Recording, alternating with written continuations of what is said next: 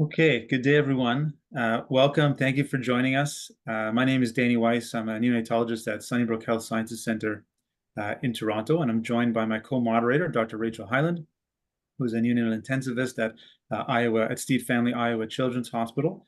We're pleased to moderate to you today the Pan American Hemodynamics Collaborative bi-monthly webinar series with an all-star cast, all-star speaker, and all-star cast of panelists. It's absolutely going to be a fantastic talk and discussion today. And a warm welcome again to everyone, and a kind reminder that if you do have questions for either our speaker or any of our panelists who are about to be introduced shortly by Dr. Hyland, please do put them in the Q&A. This is a seminar dedicated, of course, to the field of hemodynamics, and we have a set of panelists and speaker with a very vast array of experience and expertise. I'll hand things over to Dr. Hyland now for introductions. Thank you so much. Yes, very excited about our group today, and I have the pleasure to introduce first our panelists. So I'll start with Dr. Nidhy Varghese, who's a practicing pediatric pulmonologist and the medical director of the Texas Children's Hospital Pulmonary Hypertension Center. So her interests lie not only in pulmonary hypertension and pulmonary vascular disease, complications of developmental lung disease, also bronchopulmonary dysplasia and sickle cell disease. Next, we have Dr. Craig Fleishman. He's a pediatric cardiologist who specializes in echocardiography. He's the co-director of the Heart Center at Orlando Health Arnold Palmer Hospital for Children and the director of non-invasive cardiac imaging. His research interests center in therapeutic approaches to congenital heart disease and fetal cardiac diagnostic imaging. And then finally, we have Dr. Neil Patel, who is a neonatologist at the Royal Hospital for Children in Glasgow. He has clinical and research interests in neonatal hemodynamic assessment and management, including pulmonary hypertension and CDH patients. He leads active collaborations within international CDH research groups, including the International CDH Study Group and the Euro CDH Consortium. And then finally, I get to introduce our wonderful speaker, Dr. Aisling Smith.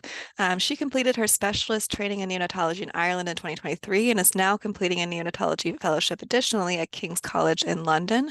And in 2021, she completed a National Children's Hospital Foundation funded PhD encompassing prospective observational studies of myocardial function and pulmonary hemodynamics in various neonatal populations, including infants born with Down syndrome, infants conceived through assisted reproductive techniques, and infants born to mothers with gestational diabetes. We're really looking forward to your talk, Dr. Smith, and I'll let you take it away. Thank you. Thank you so much for the kind introduction. I'm thrilled to be with you today. So I will share my slides. Can everyone see my slides okay? Yes, we can. Perfect. So I'll begin. So as I've been introduced, I'm currently working in London, but this work was done as part of my PhD in the Rotunda Hospital in Dublin in Ireland under Professor Fief Elkafash. So as discussed, I'll be chatting about heart function and pulmonary vascular disease in children with Down syndrome. So with regards to the talk outline, I'm going to go through and discuss the main physiological concepts behind the mechanisms of pulmonary hypertension in babies with Down syndrome, discuss how the myocardium adapts in neonates with Down syndrome, discuss the impact of diastolic dysfunction on the evolution of pulmonary hypertension in babies with Down syndrome, and also discuss the longitudinal data available on pulmonary hypertension and myocardial function in babies and children with Down syndrome. So let's dive in. So Down syndrome, as we know, is the most common chromosomal abnormality of live-born babies globally. And the estimated incidence of Down syndrome worldwide is 1 in 700 newborns. However, in Ireland, it's 1 in 546 live births, which is the highest rate in Europe. And we know that the cardiovascular system of babies with Down syndrome is characterized by pulmonary hypertension and biventricular dysfunction over the early neonatal period.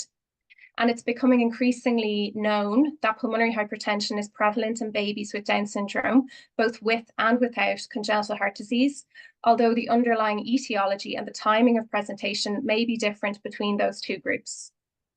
With regards to the clinical implications and the incidence of pulmonary hypertension in Down syndrome, pulmonary hypertension in the early newborn period in the Down syndrome population is associated with increased necessity for invasive ventilation, prolonged inhaled nitric oxide therapy, longer hospital admissions, and a higher mortality before discharge when compared to the general neonatal population.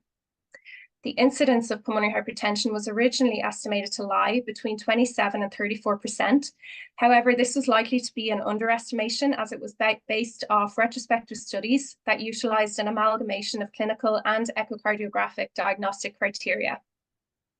So in 2022, we published the results of our 3-year prospective observational study of 70 infants with Down syndrome in comparison to 60 controls, in which we assessed the evolution of pulmonary hemodynamics and myocardial performance over their first 2 years of age. And I performed echoes on all babies on day 1, day 2, between day 3 and 5, 6 months, 12 months, and 24 months of age. In our study, a diagnosis of pulmonary hypertension over the first week of age was made if 2 or more of the pulmonary hypertension markers defined as follows were present: a pulmonary artery acceleration time less than 40 milliseconds, a PAATI less than 0.25, in the presence of a PDA, the demonstration of bidirectional or right to left flow, and a left ventricular eccentricity index greater than 1.8. So by these criteria on day 1 of age, 84% of babies with Down syndrome met the criteria for pulmonary hypertension in comparison to 15% of controls. With regards to the etiology of pulmonary hypertension in Down syndrome, it is heterogeneous and it results from multiple overlapping etiologies. We know that people with Down syndrome have specific anatomical, physiological, and genetic tendencies that place them at increased risk of developing pulmonary hypertension in their early newborn period or early pulmonary hypertension, or at an older age with the evolution of pulmonary vascular disease, which is termed late pulmonary hypertension. However, a clinically relevant approach to diagnosis and management considers the timing of onset and the underlying pathogenesis of pulmonary hypertension as an aberrant process of lung development. In discussing early pulmonary hypertension or delayed postnatal circulatory transition and the etiology of this, we know that babies with Down syndrome are born with structural anomalies of lung tissue, including decreased number of alveoli, decreased number of alveoli in relation to acini, subpleural cysts, and decreased vessel density. It's also been shown that lung tissue from fetuses with Down syndrome overexpress anti-angiogenic factors, and this could lead to impaired pulmonary vascular growth, which may in turn negatively impact alveolar growth, therefore contributing to their pulmonary hypertension phenotype. When discussing late pulmonary hypertension or pulmonary hypertension that evolves past the first few weeks of age, in contrast to early pulmonary hypertension associated with delayed transition post-birth, late pulmonary hypertension in children with Down syndrome is characterized by sustained and often progressive elevation of pulmonary arterial pressures that is diagnosed beyond the first few weeks of age. And late pulmonary hypertension may occur in individuals originally diagnosed with early pulmonary hypertension during their early neonatal period, but importantly, it can often develop in babies or children with Down syndrome with initially successful postnatal transition that never manifested early pulmonary hypertension. It's likely that some of the mechanisms of late pulmonary hypertension are superimposed on the aforementioned congenital abnormalities of respiratory tissue and lung anti-angiogenic factor expression. But other late pulmonary hypertension etiologies are linked to congenital heart disease. Of course, we know that up to 50% of babies born with Down syndrome will have some form of congenital heart disease. So these babies may be exposed to persistent systemic to pulmonary shunts with increased pulmonary blood flow. Sleep disordered breathing and chronic hypoxemia. We're aware that people with Down syndrome, between 30 and 75% of these individuals suffer from sleep disordered breathing. People with Down syndrome have upper airway obstructions, and this is because of a number of reasons, including mid-face hypoplasia, micrognathia, and generalized hypotonia. People with Down syndrome have altered immune function, such as decreased number of leukocytes, lymphocytes, and monocytes, as well as impaired maturation of T lymphocytes. And this places them at increased risk of all infections, but particularly relevant in the context of pulmonary hypertension is recurrent respiratory illness with repeated upper and lower respiratory tract infections, which may exacerbate evolving pulmonary hypertension. Again, people with Down syndrome are at increased risk of gastroesophageal reflux and an increased risk of aspiration. And pulmonary hemosiderosis can present with a more severe course in Down syndrome. So taken together, a complex interplay between structural, genetic, and immunological deficiency exists in people with Down syndrome, which can result in the evolution of both acute and chronic pulmonary hypertension. So part 2, how does the myocardium in people with Down syndrome adapt to the presence of pulmonary hypertension? So the challenge for the right ventricle and left ventricle in children with Down syndrome is to remain hemodynamically coupled to their respective circulations. Firstly, discussing right ventricular pulmonary vascular coupling, or RV-PV coupling. So initially, the right ventricle will adapt to increasing vascular load by enhancing its contractility to maintain pulmonary blood flow, and it achieves this via myocardial hypertrophy. However, in time, with prolonged exposure to increased pulmonary vascular resistance and progressive pressure loading on the RV, this can lead to maladaptive ventricular remodeling.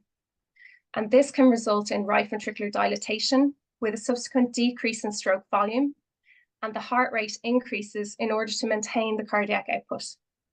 In time, right ventricular systolic and diastolic dysfunction due to RV dilatation ensues, and this can lead to decreased stroke volume and an overall reduction in cardiac output.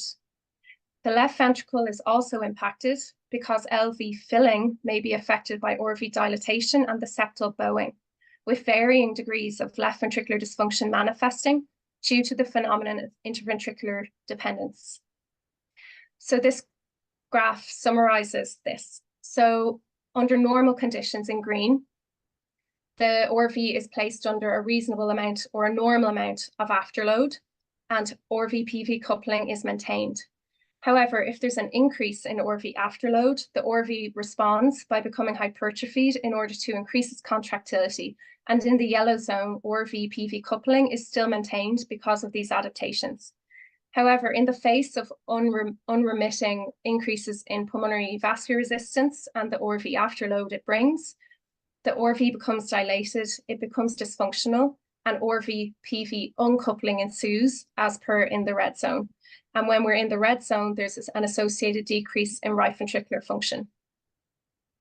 So moving on to diastolic dysfunction and pulmonary hypertension in babies with Down syndrome. So prior to our group's work, the presence of left ventricular diastolic impairment and its relationship with pulmonary hypertension in the neonatal Down syndrome population was unexplored. So as mentioned, we had 70 babies with Down syndrome versus 60 controls, and we assessed their heart function and pulmonary hemodynamics over their first week of age, with echoes performed on day 1, 2, and between day 3 and 5 of age. And this work has been published in the Journal of Pediatrics. Of note, 69% of babies in the Down syndrome cohort had some form of congenital heart disease. However, there was no difference detected between the Down syndrome congenital heart disease and Down syndrome no congenital heart disease groups across any of the 3 echo-derived surrogates of pulmonary hypertension, namely pulmonary artery acceleration time, the PAATI, or the left ventricular eccentricity index at any time point over the study period. When we looked at echo surrogates of pulmonary hypertension over the first week of age, these graphs display the babies with Down syndrome in red and the babies who were in the control group in blue. So what you see on the top left is the pulmonary artery acceleration time, and PAAT is inversely correlated with pulmonary vascular resistance, meaning lower values of PAAT are indicating higher pulmonary vascular resistance. So what you see here is persistently lower values of the PAAT over the first week of age in the Down syndrome cohort in comparison to controls. We also saw significantly lower values of PAAT to RVET ratio and significantly higher values of the left ventricular eccentricity index over the first week of age in the Down syndrome cohort.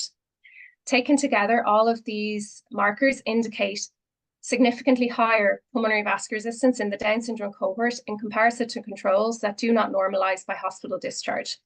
As mentioned previously, by using our criteria of pulmonary hypertension, on day 1, 84% of babies with Down syndrome met that criteria in comparison to 15% of controls. And by day 3 of age, 28% of babies still met that criteria for pulmonary hypertension in comparison to 0% of the controls. Next, looking at biventricular performance over the first week of age.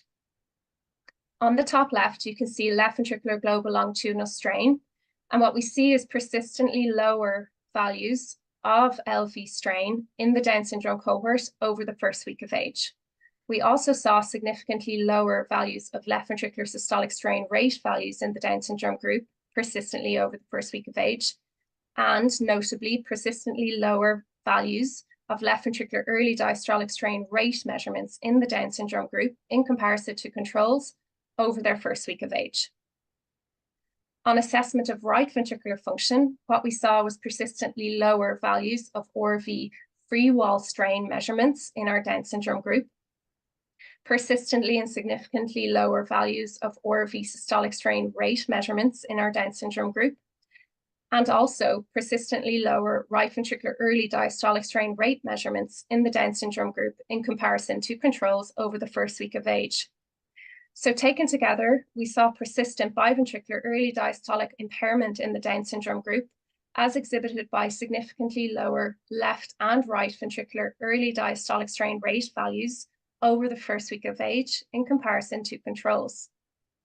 We wanted to evaluate the relationship between left ventricular diastolic impairment and pulmonary hypertension over the first week of age.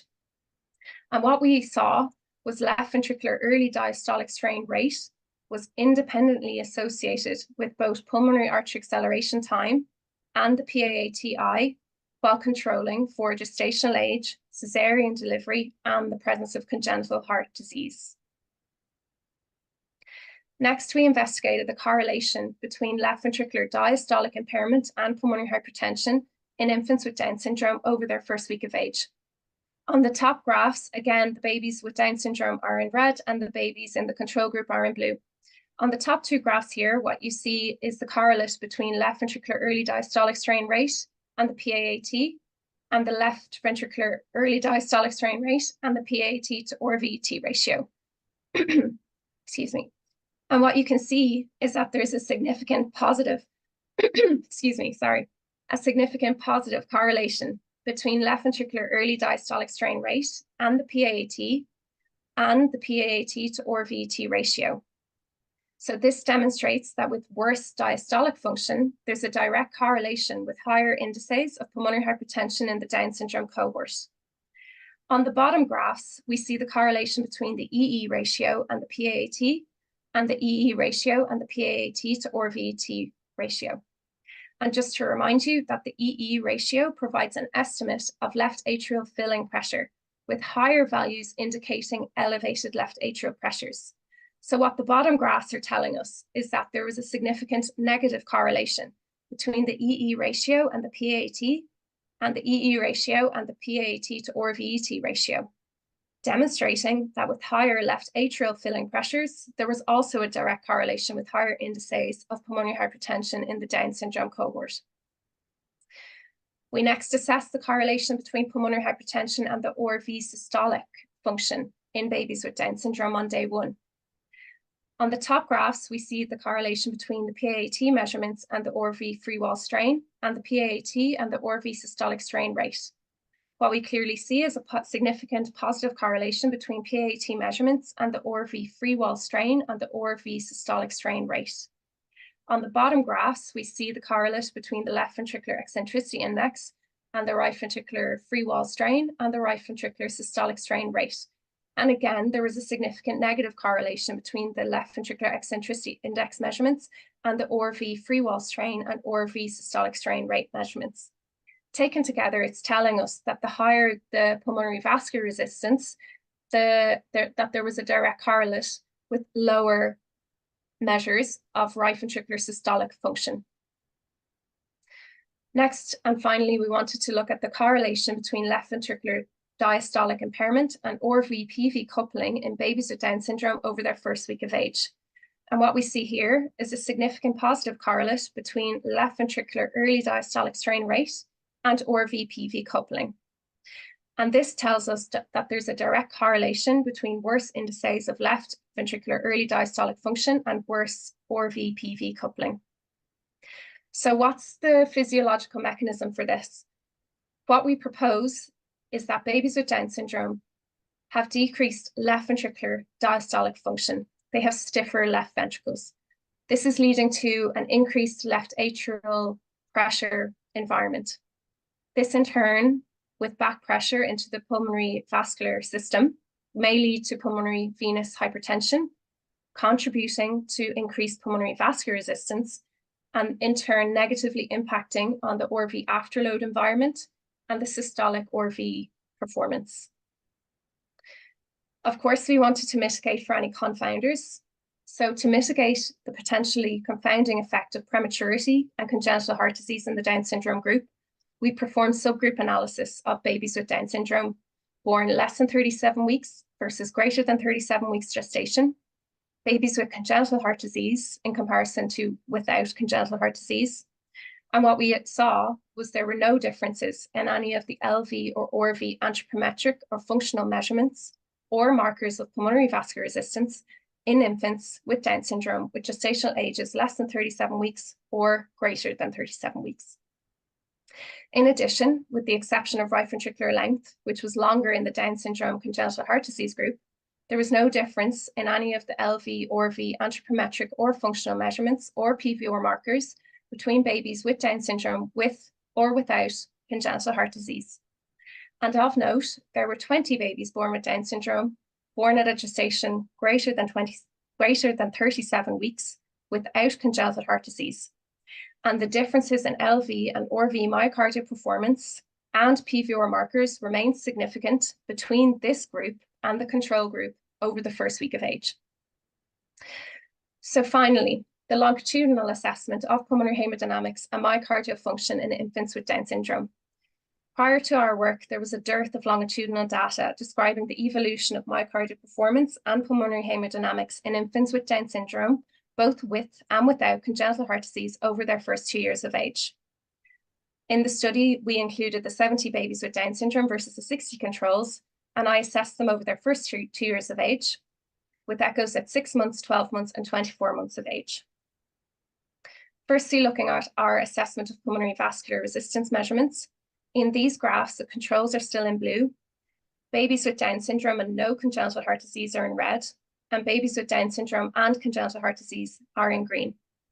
What you see on the left graph is the PAAT to RVET ratio measurement. And what you see here is persistently lower values of this measurement of PVR in comparison to controls in both Down syndrome groups over the first 2 years of age. This finding was mirrored on our assessments of left ventricular eccentricity index, with persistently higher values in both Down syndrome groups in comparison to controls over the first 2 years of age. So what this demonstrates is that babies with Down syndrome, regardless of the presence or absence of structural cardiac disease, have ongoing elevated pulmonary vascular resistance in comparison to a control cohort that does not normalize by 2 years of age. On our assessments of left ventricular function, on the top left, we see that both groups of babies with Down syndrome have persistently lower left ventricular global longitudinal strain values in comparison to controls at all time points assessed over the first 2 years of age.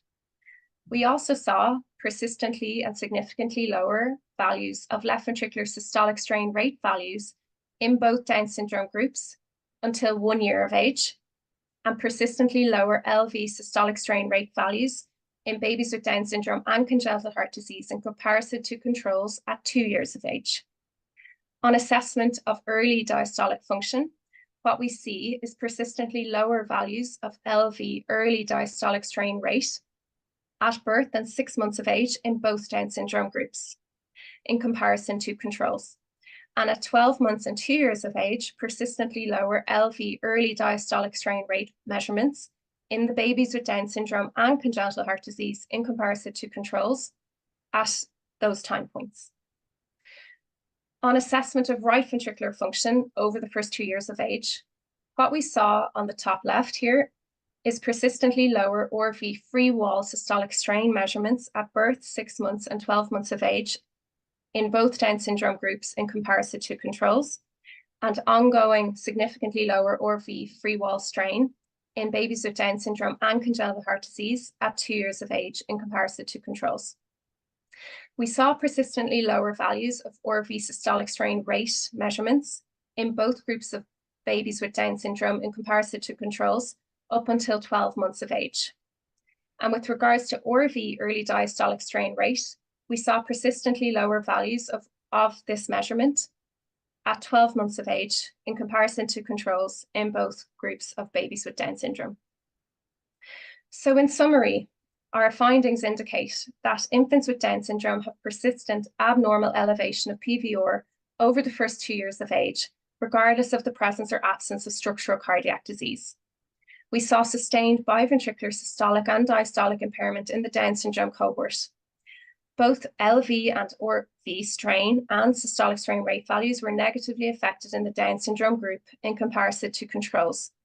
And this suggests a combination of abnormal loading conditions and impaired inherent contractility. There's limited data regarding the biological underpinnings of such observations. A 1986 study of 15 individuals with Down syndrome without congenital heart disease against 15 age and sex-matched controls demonstrated that the average weights of hearts in the Down syndrome group was 79% of the control values. And a murine model of trisomy 21 revealed that the quadriceps femoris skeletal fibers displayed structural alterations of their mitochondria and myonuclei, similar to those documented in age-related sarcopenia. With regards to future directions for this work, studies into childhood and adolescent years to assess if the subclinical echo findings observed in our study manifest as clinically relevant findings with increasing age. Studies like this are essential for us to further explore this. It's also worth noting that there's a lack of international consensus available at present regarding the definition of pulmonary hypertension as diagnosed by echo surrogate markers. And there's a necessity to validate echo-derived markers of pulmonary hypertension against the gold standard of right heart catheter measurements of pulmonary arterial pressure. And until then, the diagnosis of pulmonary hypertension based off echocardiography surrogate markers will remain a challenge. Increased surveillance of infants and children with Down syndrome, particularly those with structurally normal hearts, is warranted. And the importance of continued basic science, examining the biological underpinnings of Down syndrome associated morbidity, and well-designed, adequately powered studies investigating safety and efficacy of emerging medications for the treatment of pulmonary hypertension in the Down syndrome population cannot be overstressed. So in conclusion, to the best of our knowledge, this study is the largest prospective study performed evaluating longitudinal myocardial function and pulmonary hemodynamics in infants with Down syndrome from birth to 2 years of age. Our results demonstrate impaired systolic and diastolic function and sustained abnormal elevation of pulmonary pressures, which is universal in infants with Down syndrome over their first 2 years of age, irrespective of structural cardiac disease. And this is nuance which is currently missing in available literature. So 3 takeaway points. Number 1, pulmonary hypertension in Down syndrome is a heterogeneous entity resulting from multiple overlapping etiologies and places infants with Down syndrome at increased risk of both early and late pulmonary hypertension, regardless of structural cardiac disease. 2, longitudinal echocardiography has identified sustained abnormalities in indices of pulmonary hypertension in babies with Down syndrome compared to controls, irrespective of congenital heart disease, that do not normalize by 2 years of age. We see persistent early diastolic impairment in the Down syndrome cohort, which is contributing to their pulmonary hypertension phenotype. And thirdly, a greater awareness of such cardiorespiratory vulnerabilities in the neonatal and pediatric Down syndrome populations should be promoted, and monitoring put in place for all babies and children with Down syndrome, not only those with congenital heart disease. And finally, thank you so much, and especially to all of the beautiful children who took part in my research. Thank you to my sponsors and my supervisor, and I would very much welcome any questions. Thank you so much, Dr. Smith, for that truly excellent talk. I just want to pause briefly so I can reintroduce our panelist team and encourage again our viewers, please put any questions or comments into the chat for us. But to reintroduce our group that we have with us today, we have Dr. Nidhy Varghese, pediatric pulmonologist, medical director of Texas Children's Pulmonary Hypertension Center. Dr. Craig Fleishman is a pediatric cardiologist, echocardiography expert who co-directs the Heart Center at Orlando Health Hospital for Children. And then Dr. Neil Patel, a neonatologist at the Royal Hospital for Children in Glasgow with expertise in pulmonary hypertension, hemodynamics, and CDH. Great. I'll kick off our discussion. I think I have one question for Dr. Smith, and then I'm going to pivot to Dr. Fleishman. Dr. Smith, thank you so much for a fantastic talk. And a full disclosure now, I did review a couple of those papers, and they were excellent, and very glad that they made into those journals. My question for you is that a lot of the babies with Down syndrome who we see in the NICU and also on the regular postnatal ward, they're clinically well, and a lot of the babies that you perform these longitudinal echocardiography measurements, they were well at the time. They were in room air. They often went home on time.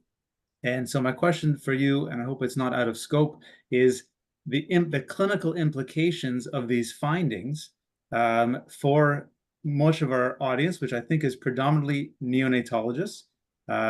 So I guess two parts. One is, what are the clinical implications in the otherwise well baby with Down syndrome, where these echo findings there's clearly disparate findings amongst babies with Down syndrome and those who don't. And the second is that for the babies that for all the intensivists in the audience, what are the implications of these measures of impaired LV diastolic function in the clinical management of babies who have clinical signs of pulmonary hypertension? Thank you so much. That's a jam-packed question. So I suppose to give you a bit of context for the cohort of patients that I had in my study. So my study excluded any patients with critical congenital heart disease or babies who had GI issues that necessitated immediate surgery, because I enrolled across 3 tier 3 maternity units in Dublin, and they're only maternity. So any patients who needed pediatric cardiology, pediatric cardiothoracic, or GI surgeries, those patients were transported out and were not enrolled into this study. So that's the first thing. The second thing is that only 9% of the babies in my study were invasively ventilated, and only 4% required nitric oxide. So my cohort is an incredibly healthy group of babies with Down syndrome that excluded critical GI and congenital heart disease infants. None of them needed Prostin, for example. And less than 10% were invasively ventilated, and less than 5% required nitric. So they're quite a well cohort. In a way, that makes the findings even more interesting, if I may, because that it's so present even in the children who appear to look so well. In Ireland, we have a very high rate of Down syndrome, and that's an amalgamation of reasons, historically, culturally, etc. An earlier study that we did, just to give context about the health of the population, an earlier study that we did in our department showed that only 10% of babies born with Down syndrome did not require a neonatal unit admission. So about half of the babies came straight from the delivery suite because of immediate oxygen requirements for invasive ventilation, nitric, etc. And then another like 45% or so, 40% required admission later in their course, either for DSATs on the postnatal ward or evolving oxygen requirements. So our unit in particular would have quite a proactive approach to looking after these babies with Down syndrome. All of the trainees are used to seeing if they have an oxygen requirement, just admit them and get on top of it quickly so they don't spiral. With regards to your question about the impact or the clinical implications of this, we didn't see any correlate between the children. That was a whole chapter in my thesis, was we didn't see a correlate clinically between children who had higher markers of PVR or worse function and, for example, hospital admissions or PICU admissions or anything like that. There could be a lot of reasons for that. Did I enroll a particularly healthy group of babies? They had obviously a much higher hospital admission rate in comparison to controls. So over their first 2 years of age, 44% of these babies required a hospital admission for a lot of reasons. Some of them were for corrections of their congenital heart defect. Some of them were for pneumonias, feeding issues, developmental issues, etc. There was a myriad of issues. So yes, they had a higher hospital admission rate than a child who was born without Down syndrome, but we couldn't show that there was a correlate between worse PVR or worse heart function. I think the issue is, and this is borne out in work that's already out and established, is that babies and children with Down syndrome have higher NICU and PICU admission rates. They've higher likelihood of ending up on ECMO, and they've a higher morbidity and mortality post-ECMO than children without Down syndrome. So the cardiologists in Ireland that we work with and who have massive expertise in looking after infants and children with Down syndrome feel that the grumbling PVR and heart dysfunction that a lot of these infants and children have, they can kind of cope with a certain amount. But if they get a bronchiolitis, if they get an aspiration, if they get pneumonia, that's when they can spiral very, very quickly, end up in ICU, potentially ventilated, ECMO, etc. So I think really the biggest pointer from the study is showing that there is PVR there that's elevated beyond the newborn period all the way to 2 years of age. There's ongoing heart function issues. Your question about the clinical impact of that, I think it needs to be borne out over a longer period of time, because I think the kids can probably cope a certain amount, but any additional insult could lead to hospital admissions. And unfortunately, my PhD had to end at some point. I couldn't follow them till they were like 10, you know. And then your question about the LV diastolic performance, that was definitely interesting to us. And obviously, as I've mentioned, their phenotype is multifactorial, but it's just another piece to it.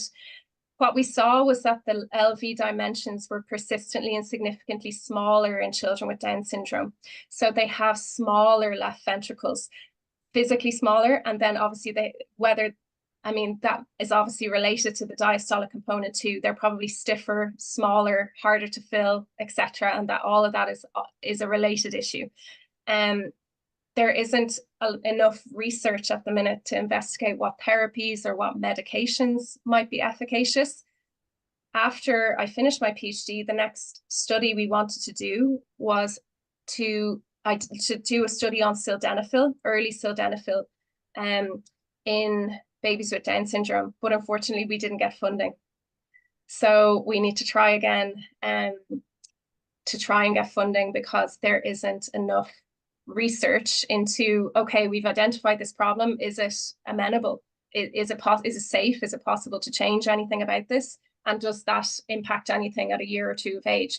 But because it's Down syndrome, it can be a bit tricky and challenging to get funding for these studies. So I hope that answered your question, and please ask it again if there's anything I didn't address fully for you. No, that was fantastic. Thank you. Thank you very much, Dr. Smith. I do want to pivot and harness Dr. Fleishman's expertise in pediatric cardiology and the echo lab. Dr. Fleishman, could you elucidate for us and our audience in terms of, do some of these differences that Dr. Smith's work have uncovered, do they play a role in your post-discharge evaluation of babies with Down syndrome and in the selection of pulmonary vasodilators for the small but significant minority of children who have Down syndrome who end up developing clinically significant pulmonary arterial hypertension?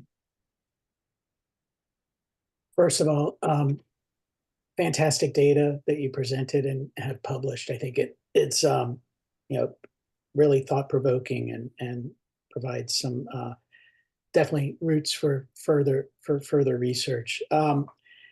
In terms of one thing I would say that sort of adds on to what Aisling was presenting is this early pH and late pH in infancy. And you have to recognize I'm really seeing the next part I'm talking about are primarily patients with congenital heart disease with a significant intracardiac shunt, resulting usually in some degree with pulmonary arterial hypertension. And so if I use the example of someone with a complete atrioventricular canal defect, by definition will have, if the VSD is large and there's no right ventricular outflow tract obstruction, by definition we'll have systemic pulmonary artery pressures. And what we do see are a subset of those. So many of those will go on to develop signs and symptoms of significant left to right shunting, as pulmonary vascular resistance typically falls in the first couple of months of life. And so you start to see increased pulmonary blood flow with tachypnea, some interstitial pulmonary edema, left-sided heart enlargement, and so on and so forth, that really presents with the symptoms, especially if they're failing to thrive, may guide us in terms of early surgical intervention. But there's another group that really, clinically, doesn't seem to have a fall in their pulmonary vascular resistance. So they have the large VSD, but they aren't developing, while they have some degree of increased pulmonary blood flow, not nearly to the same extent where they may maintain normal left atrial size and left ventricular size. They aren't developing pulmonary edema and tachypnea, and they aren't really having failure to thrive. And so so then the question becomes, well, are these babies safe to surgically close their left to right shunt? And I think the clinical experience and published data would say, as long as there's some net left to right shunt, it is safe to go ahead and close those VSDs. Although we'll have nitric oxide available in the operating suite in the case, because they can have sort of a reactive pulmonary vascular system when the surgery is done, and may have some risk of pulmonary hypertensive crises. So, I guess one question I had for Aisling: is there some way to predict which of the babies with Down syndrome have the late pulmonary hypertension versus those that don't? I'm talking about, sort of the more clinically significant PH. So not from what we saw. It seemed to be like, of course, over time, the kids who have who are more hypotonic, who aspirate more, who have more chest infections, of course, that's more likely that they're going to end up with a chronic pulmonary hypertensive picture. But your question is, from day one, can you predict? And not from what we saw, because it seems that it seems to be inherent in their like endogenous lung tissue. And what you're saying, I actually didn't present it here, but we looked into if there was any differences in the PVR markers between the children with Down syndrome and congenital heart disease, those who went under surgery versus those who did not require surgery for their congenital heart defect. And we saw no difference in the PVR measurements, no statistically significant difference. That's not to say, of course, that they shouldn't get their shunts closed or anything like that. Of course, they need to have their shunts closed. But I think it just emphasized that this is a multifactorial problem, that closing the shunt is not the be-all and end-all to protecting the patient from evolving pulmonary hypertension, and that they all need to be looked at. And I think with more studies looking into it, if you had more data with bigger numbers, you probably could delve into the different phenotypes of the groups. But we did find that interesting when we did a subgroup analysis of the Downs with congenital heart disease and split them into those who had surgery versus who didn't. So again, I hope that kind of answered your question, but I think there's still a lot of questions that need to be addressed from the research, and hopefully over time we'll explore it further. Thank you. Sorry, Dany, was there another? I think there might have been another part to your question. Thanks. There was, but you did mention something that I wanted to touch on with you, is what the babies who have AVSD. I know you've done a lot of work on pulmonary artery banding, and when do you consider that, and how do you try and extract kind of intrinsic pulmonary arterial hypertension because of congenital factors or structural or anthropometric differences versus flow-mediated pulmonary hypertension? So I think those are kind of two questions: the role of PA bending in the babies who have AVSD, and then differentiating flow versus anthropometric or congenital contributions to pulmonary hypertension.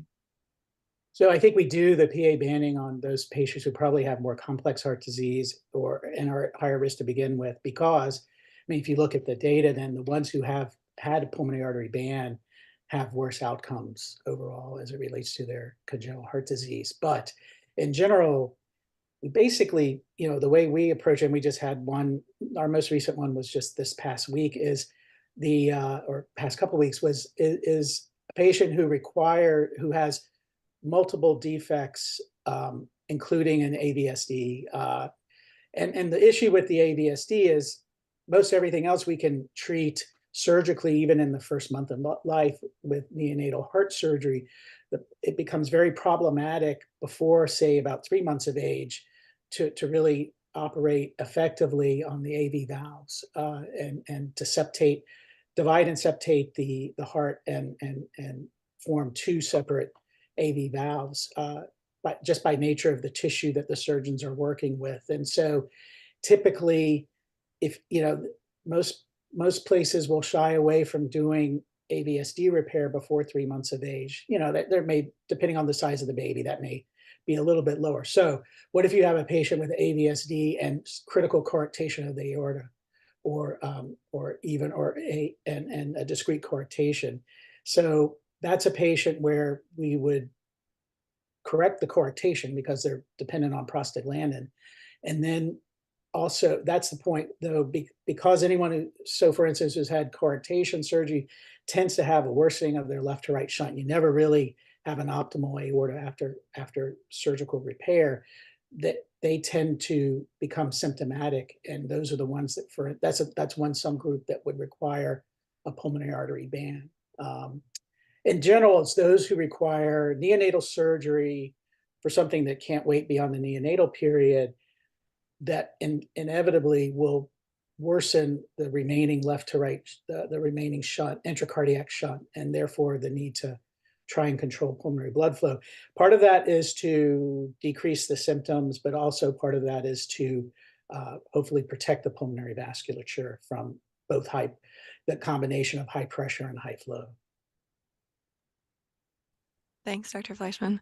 Dr. Varghese, I'd like to address you next. I'm kind of following up both Dr. Weisz's and Dr. Fleischman's questions about identifying late PH. In your center, are you seeing the phenotype that Dr. Smith described in your patients with Down syndrome? I was kind of wondering both about your approach to screening and management.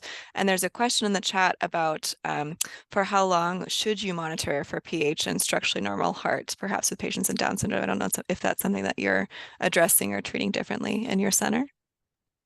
Great, thank you so much. I'm happy to address those. And I want to also just add my kudos to Dr. Smith. It was a phenomenal talk, and I took a lot of notes, and there was really, really well done. Thank you.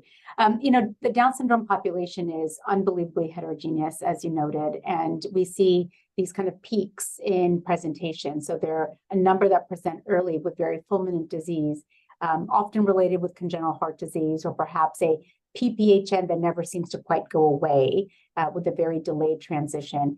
And many of those were able to identify, treat, typically with mono or dual therapy, and then they're able to kind of convalesce. And many of them may even be able to get off therapy. But then we see the second peak somewhere around 4 to 5 or kind of early school age, when sleep disorder breathing becomes a bigger issue, as the oral cavity changes, as growth changes, et cetera.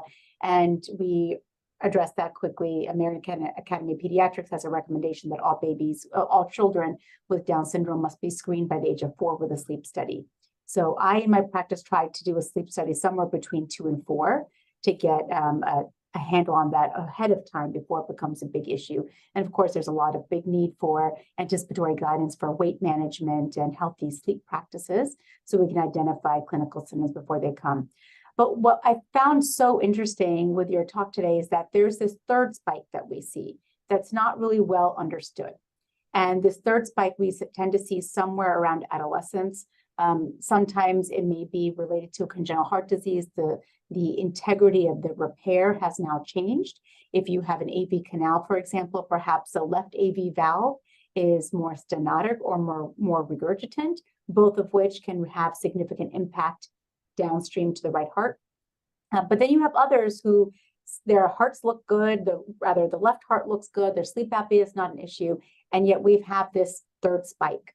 And as you were speaking, I'm taking notes here, and I'm wondering how many of those children, if we were to go back and look at their echoes from when they were infants and neonates, how many of them already showed us this change in diastology that may actually be an ongoing factor. So I think understanding that phenotype is unbelievably important, because I struggle with a number of children with trisomy 21 who are now somewhere between 12 to 17 and have pretty severe PH that seems to be progressive, almost acting like an idiopathy, requiring more single, dual, triple therapy. And it seems to be progressive. And I can't quite understand why it's progressive. And so we do genetics on these patients to see, could they have trisomy 21 plus something else? And so in clinical practice, I think that becomes a big question, because I can't anticipate what's going to happen to this PH, right? If I have a 4-year-old Down syndrome with sleep disordered breathing and severe OSA, I know if I work on the OSA, the sleep disordered breathing is no longer an issue. The PH often is stable or resolves. But now I have a 15-year-old who is getting worse, and I'm kind of maxing out on therapies.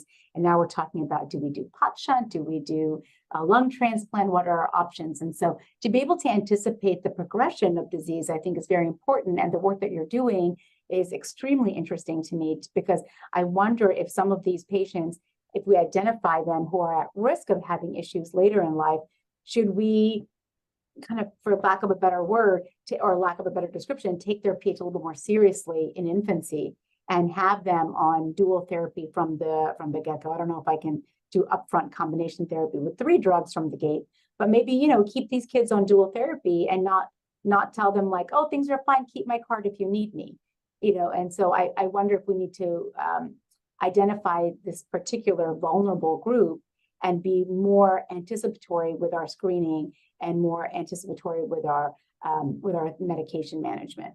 So I was curious. I have a question back for you. If I've answered your question enough, Dr. Hyland. My question back for you, Dr. Smith, is: do you think that there is a benefit in having a specific screening protocol for echocardiography specific to Down syndrome? There are a lot of protocols that we talk about for many individual groups, and Down syndrome, of course, already has many protocols in place when it comes to assessment by echo, like when to do echo. But are you advocating that there are certain other measurements that we do not routinely do, that they should become kind of part of a regular screening process? Yeah, so I mean, in response to the findings from our study in Ireland, we're updating our national policy. So at present, every baby born with Down syndrome in Ireland, either antenatally or postnatally diagnosed, the expectation is that they should have an echo in the first week of age to rule out structural disease, obviously in the context of a clinically well patient.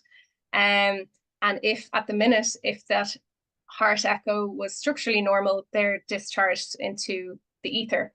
But now, as the result of the study, the pediatric, or our National Pediatric Cardiology Centre wants to implement, I think they're still discussing it, because obviously it has resource implications. They're discussing the frequency of how often to follow up the structurally normal ones. They're thinking maybe every 2 to 3 years, just to routinely bring these children into a pediatric cardiology clinic. I saw one of the questions in the Q&A was, who should follow these patients? I mean, for me, it should be pediatric cardiology.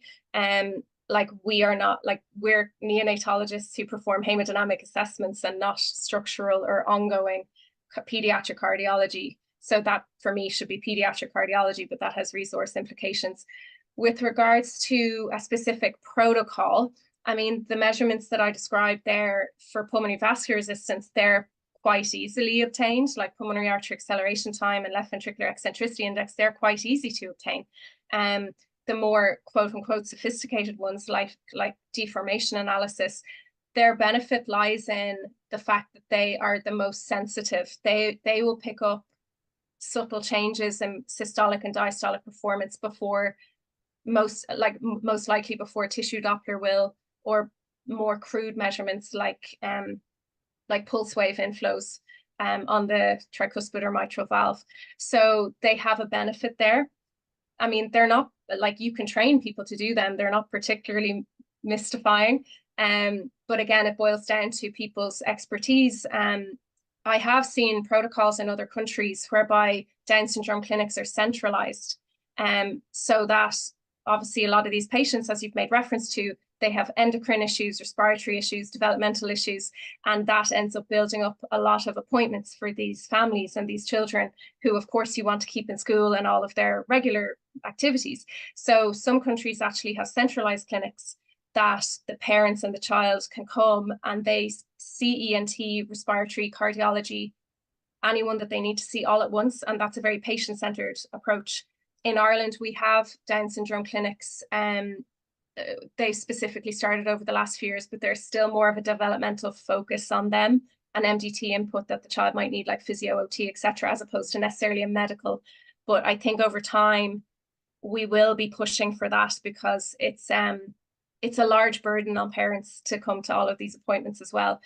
So to answer your question, I think there is merit in having a specific Down syndrome protocol, provided that there's support for the people carrying it out and that there's kind of good networks and patient pathways to the specialists that are required, and balancing that out with it not being too burdensome on the patients and the families involved.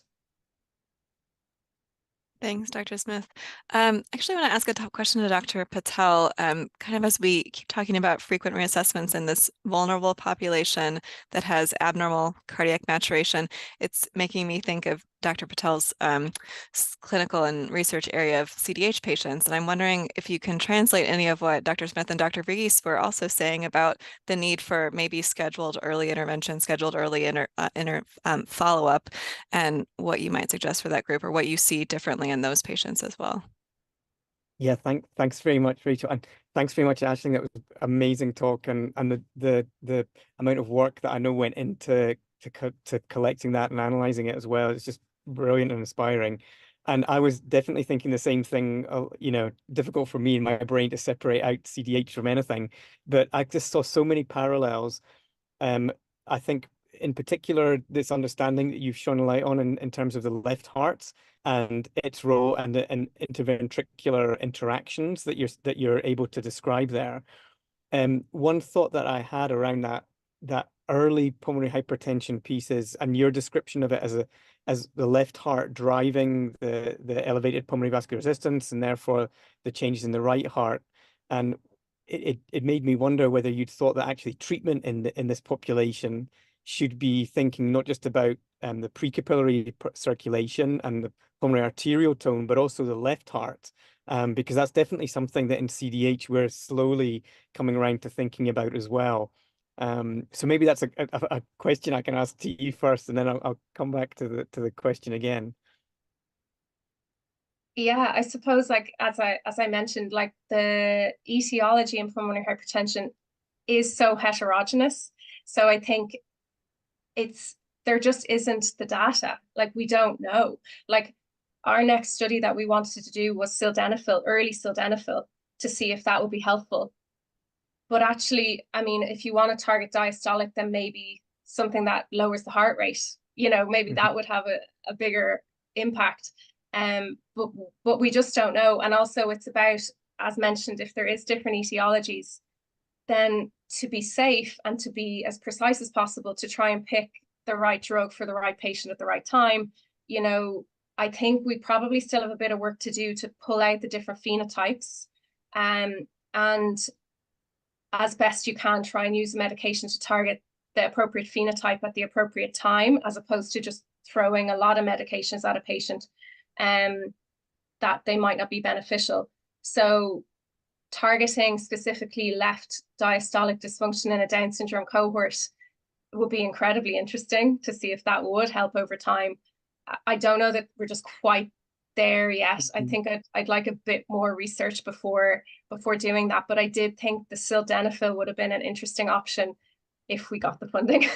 So we need to keep trying to get some funding, because I think that would be incredibly helpful. And it will be really interesting as well, because say if you did give sildenafil from an early date, and you follow them over time, then maybe it will be efficacious at reducing PVR. But then the next question would be, okay, does reducing the PVR actually have a clinically positive impact? And then if the LV diastolic impairment is more of an issue, does the sildenafil have an impact in that situation, or does it help a little bit, or is the impact slightly diluted? You know, I think it's interesting, and we're only just starting to figure it out. Yeah. Great, thanks very much. I see Dr. Fleischman's hand up, actually. Maybe you want to come in there. Yeah, I wanted to jump in on the diastolic dysfunction. The problem is, in pediatrics in general, we really don't know what to do about diastolic dysfunction. Number one, this isn't the same as adults with heart failure with preserved left ventricular function, right? And so it's a very heterogeneous group to start with. And worse than that, we really don't have anything to treat it with. And so, perhaps some diuretics for symptoms. I worry sometimes. I can envision a situation where sildenafil could make things worse if you have increased pulmonary blood flow into a stiff left ventricle. Just about, that can, not the most common scenario, but certainly, a possibility. And so that's the issue of trying to decide what to do with diastolic dysfunction in the first place, whether, especially when you're identifying it in the neonatal population, where we know there, yes, and you showed the differences between the normal newborns and those with trisomy 21, but we also know the normal newborns don't have normal diastolic function either. And so, I think to evaluate it and mark that is important. And the question becomes how that plays into the adolescent appearance of pulmonary hypertension, and that potentially is, if there was some way to prevent that from progressing to that severity, that would be a benefit of early identification.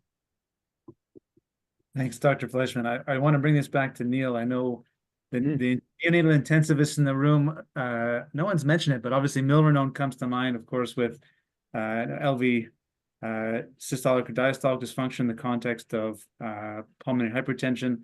Do we have, given the parallels, the anthropometric parallels with the CDH population and the Down syndrome population, is there any insight from the CDH population about something like milrinone for, these are the sick babies with Down syndrome who have clinical pulmonary hypertension and hypoxemic respiratory failure? Any insights from the CDH population and something like milrinone, where we suspect they may have an intrinsic or sometimes measurable LV diastolic dysfunction?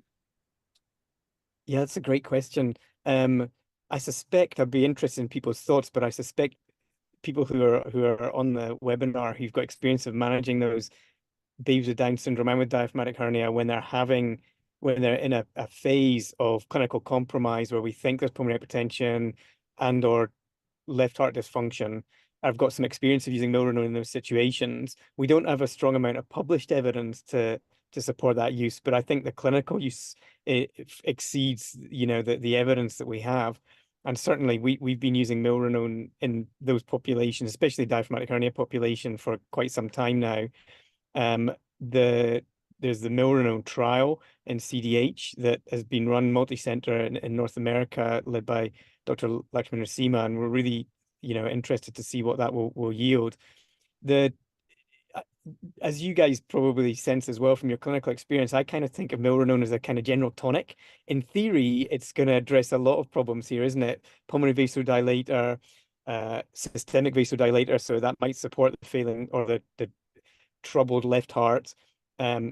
Positive inotrope, so improve systolic function that Aisling has showed particularly in the right ventricle in these patients. Positive lusotrope, so to support diastolic function, one of the few drugs that we think does that. So in theory, yeah, a drug that we hope is going to have this holistic approach on this failing circulation and on the different components that Aisling has shown in Down syndrome, as we see in CDH. In reality, my sense is that it's a gentle friend. You start it. We don't use it with a loading dose because we're worried about excessive systemic vasodilatation and making blood pressure worse in these patients. and then we kind of sit back, but don't necessarily see a dramatic response. Does it contribute to general stabilization? We kind of hope so, but I think that's more of a clinical experience rather than something that we've got, a lot of data to support. But we know that these are drugs that are used widely, especially in the CDH cohort, and I suspect in the PICU situation, in those patients with Down syndrome who are having those acute exacerbations, whether post-cardiac surgery or with a infective respiratory acute deterioration as well. But interested in what other people's experience is. Just to jump back, because it was another point that really interested me in the parallels between potentially Down syndrome and CDH that you mentioned, Aisling, is the small left ventricle, because that's again something that we've kind of picked up on or revisited. It's been described in CDH in the fetal heart on postmortem and ultrasound studies, and more recently some really nice work from Fleur and Kipf-Mueller and colleagues in Bonn in Germany, where they've looked at their RV-LV ratio in the first assessment of CDH babies and shown a relationship with outcome in those babies. And I just wondered if what your thoughts were about that small left ventricle. Is it a developmental phenomenon? Or is it just compression by the septal deviation? I think it's there from birth. Yeah, like they seem to have smaller LVs, and whether the reasons for that overlap with the CDHs, like if they're getting, if even in utero, there's less blood flow coming back into the left side and that's somehow contributing, or over time, then it's also superimposed with septal bowing in the more severe cases. But yeah, it's definitely interesting, and it was there, and in the whole cohort, not even those kids who only had structural issues. So and surely contributing to the diastolic issues that they have. So yeah, it's just another interesting finding. I could stand to be corrected. I'd have to look and see if there's much with regards to fetal assessment of LV dimensions in fetally identified T21s. But that will be another interesting study to do to see. Yeah, but I think it's a combination. I think it's there from birth, and then probably gets impacted with age as well if there's ongoing PVR issues and the RV bowing. Thanks, Dr. Smith. There was a question in the chat, just to tie up this last. I think we'll do one last thread on diastology. I want to echo Dr. Fleischman's comments that in pediatrics, certainly even more so in neonates, thresholds for the diagnosis of HFpEF or heart failure with preserved ejection fraction or diastolic failure, there's nothing in neonates at all. A little bit from Kurt de Waal in Australia. He was kind of the first one to look at diastolic heart failure, trying to diagnose that. But for the critically ill baby, I'll ask Neil, and then maybe Dr. Fleischman in the pediatric population. I'll go to you second. Are there demonstrable or identifiable thresholds where we can say this is diastolic dysfunction, and this is a child that requires some alteration in therapy besides pulmonary arterial vasodilators to ameliorate their critical condition? So why don't we start with Dr. Patel? Yeah, that's a tough one. I think for the left ventricular diastolic function, I would say this is some of the first work that's really shining a light on a specific condition where we're seeing this. And yeah, I don't think we're anywhere near yet a stage of absolutely defining thresholds. As we've been talking about, this is such a heterogeneous disease. There are different phenotypes of cardiac dysfunction. And also from a practical point of view, we don't have a single echocardiographic parameter that there's consensus that we could use to make that definition. So I think there's a level of experience, expertise, and art probably in deciding whether you think a patient has significant diastolic dysfunction that correlates with their clinical their clinical phenotype and therefore merits treatment. Because you may identify it on echocardiography, including the use of deformation indices, as Aisling's shown. But if the patient in front of you looks entirely well, then I think you've got to really ask yourself, what are you treating? Yes, Dr. Varghese mentioned that may very much give you a warning sign. As a patient, you want to follow really closely.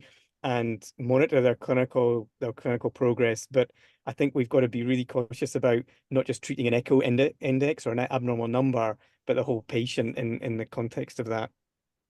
And I think that's exactly as Aisling said, there's, really, interesting areas for lots more investigation. And the same goes for the right side of the heart, I suspect, as well. Yeah, my kind of, I suppose, clinical practice is to say, yeah, that heart's giving me a warning and I need to be really vigilant here. But unless there's a clear correlate, or I'm seeing a clear correlate with clinical instability, then why would I rush in with a medication that is going to have adverse effects, side effects, burden for the patient?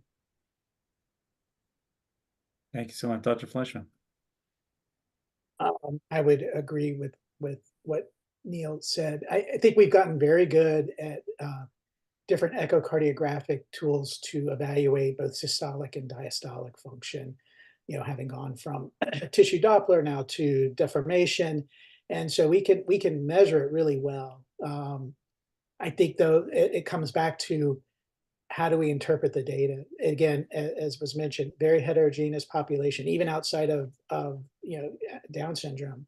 And again, when you're talking about no real targeted therapies to offer, now you're sort of one or two steps away from the actual process that's leading to the diastolic dysfunction. I think we're seeing, in the ultimate diastolic dysfunction, hypertrophic cardiomyopathy, where you have abnormal myosin chains, you have severe left ventricular hypertrophy, clearly with diastolic dysfunction.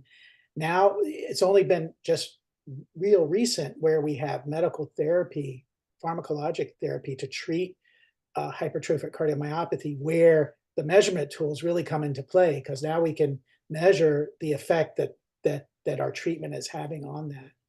But again, that's a very targeted therapy that's taking place. But I think that's where, if we can, we need to do better as a cardiology community to sort of define, have some more overall guidelines for assessment of diastolic function, and more importantly, what to do with that information. Thank you, Dr. Smith. If I may, I think the point about the thresholds about diastolic dysfunction and when do we call it abnormal or where on the spectrum it lies, the same can be said for our echo surrogates of pulmonary vascular resistance, because like PAAT has been validated in pediatric patients. That was like Phil Levy's work against right heart catheter measurements. But obviously for practical reasons, etc., which I fully accept, like PAT has not been validated against a right heart catheter measurement in a neonate, nor has LVEI, nor has the official thresholds been agreed upon internationally amongst expert panels with regards to what exact PAT or what exact LVEI do you take to be the pathological threshold. Like the LVEI of 1.8, we derived that because that was higher than 2 standard deviations of what we saw in our control cohort. Like nobody has even talked about what threshold to use for LVEI. We derived it from our control cohort, and we're very clear in our documentation that that's where it's come from, but it's not been validated. So that throws up a bigger issue of like, yes, we have these fantastic techniques and it's excellent, but it throws up a lot of questions like what the other speakers are talking about what do we do with that information? Where do we draw the threshold for what's pathological or what's within the spectrum of normal? And then I couldn't agree with Neil and Craig's points about, first of all, our first tenet of being a physician is do no harm. You don't want to be instigating therapies or medications to patients who do not need them or actually might be a disadvantage. And I think the overall point, from our work that we've done, I suppose has highlighted the vulnerabilities of this group, and hopefully has just shone a little bit of a light onto that they need to be followed, but actually a lot more work is needed for us to fully understand their phenotypes, fully understand the thresholds of when we need to intervene. And then a lot of work needs to go into how best to help them once we have identified a problem. So I couldn't agree more with the points that have been brought up by the other speakers. And And the final thing I would say is that there has to be very close collaboration with pediatric cardiology in a lot of these patients, because we are neonatologists, so our expertise lies in the newborn. And especially for any pediatric structural issue or, you know, any evolving pulmonary hypertensive issue, it's absolutely vital to have the support of pediatric cardiologists to ensure that we're practicing in a safe way. Thanks, Dr. Smith.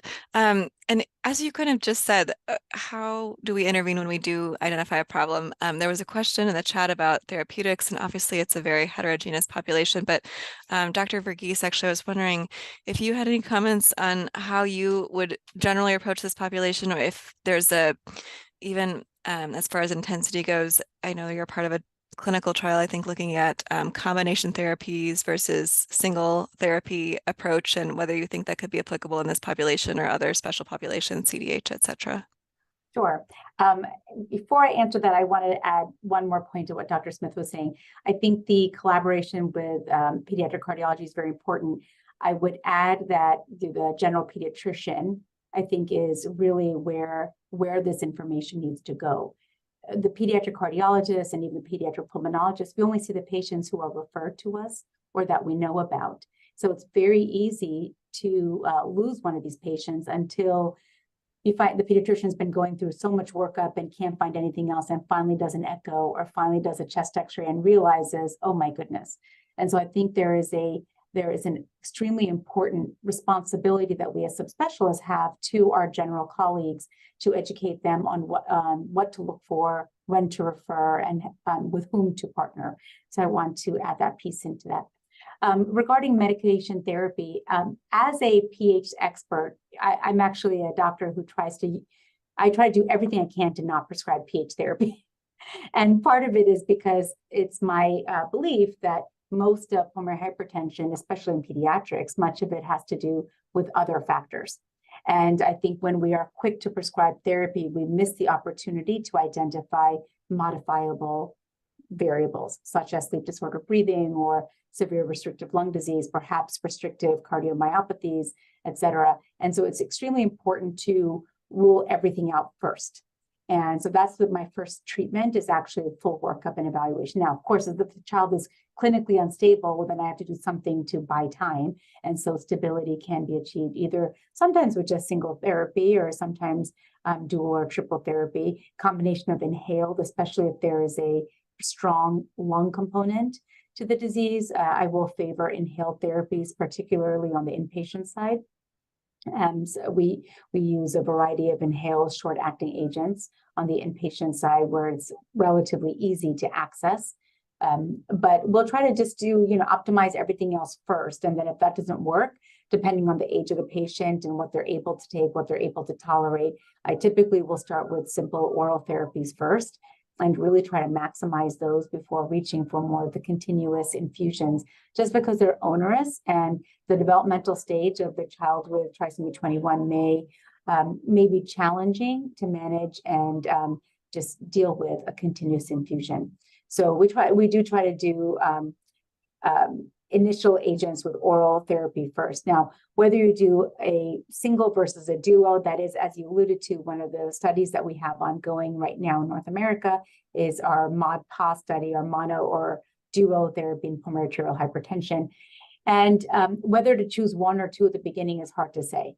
And we don't know, so right now it's very, I think, physician dependent and experience dependent, and also depends a lot on the severity of the illness, which is why I think Dr. Smith's work is so interesting, because if sometimes what I'm understanding is that the clinical severity may not look so bad, right? The phenotype may not completely belie the genotype that's underneath, or the just the myocardial changes that we're not expecting yet. So I don't know. That's a very long-winded answer to say, when you do start with one therapy or two, and the answer is I don't know. It really is very case by case. I don't think that we can prescribe and say children with Down syndrome should automatically be on two therapies. I think that is simplifying a very heterogeneous group, and I think that does a disservice to the diversity of this population. But I think one of the key takeaways that I would take from this is that the importance of really looking at everything else. You know, is there heart disease? Is there actually another mutation? Is there a developmental lung disorder? Is there sleep disorder, breathing? So I think the importance and the responsibility is on the full workup, and to do a full evaluation to really help then guide therapy. Thanks, Dr. Varghese. There are a couple of very specific questions in the chat, but we'll take advantage of our panelists and speakers' expertise to try and tackle these. So the first one I'll send to Dr. Smith. I'm not sure if the question is really about Down syndrome in particular, but the question really is about, I guess, when you have multiple contributors to pulmonary hypertension, whether it be Down syndrome, but associated with intrauterine growth restriction and the vascular changes associated with that, does that alter the approach to diagnosis and management of children who develop clinical pulmonary hypertension? Acute in the neonatal period, immediate pulmonary hypertension. I mean, for me, it's always history, examination, initial investigations, and an echo. And you need to take every patient, I think, on a case-by-case basis and just integrate those risk factors into your thought process for the patient. And as with all acute pulmonary hypertension, ventilation is so important, making sure you have appropriate ventilation. If you X-ray, you're treating sepsis, surfactant deficiency, all of those things. Ideally, if you have access to an echo and a hemodynamic assessment, that can be very helpful. But just to not get overwhelmed by the situation and to understand that there's a colossal amount that you can do for your patient before you even have an echo probe in your hand, by simply doing a very thorough history examination, chest X-ray, just the basics, get the basics right. And then obviously getting expertise for if you have a concern for a structural cardiac lesion in the initial period with a cyanotic infant is obviously so important. But the specific question about whether a certain phenotype of neonate is going to change my management, I mean, diaphragms are they're a different cohort of patients that require their own specific things to consider. But outside of that, whether it's acute pulmonary hypertension because of a meconium asp or because of a congenital pneumonia or a Down syndrome, I think the approaches are often the same. A logical approach and looking after ventilation, CO2 clearance, oxygenation, blood pressure management, ruling out sepsis, and getting a hemodynamic assessment and ruling out structural cardiac disease. Those will always be the tenets of your approach in the immediate few hours to pulmonary hypertension, in my opinion. Thanks, Dr. Smith. That's fantastic. We have one last question, which I'll send to Dr. Fleishman, if that's okay. It's quite a specific question, but amongst babies with Down syndrome who have an AV canal defect and associated RV dysfunction, is there a role for digoxin? I think that's going to vary from practitioner to practitioner.